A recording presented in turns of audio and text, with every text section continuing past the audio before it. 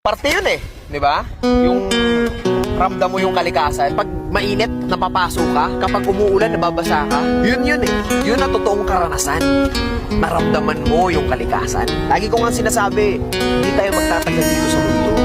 Lahat tayo may lifespan. Lahat tayo may katapusan. Nasa sa atin na lang yun kung ano ba talaga yung gusto natin na mangyari sa buhay natin dito sa mundo to habang nabubuhay pa tayo.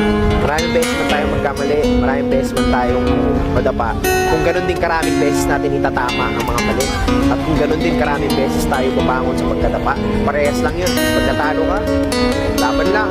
Mananalo ka rin. Lahat ng bagay sa mundo may kabaliktaran.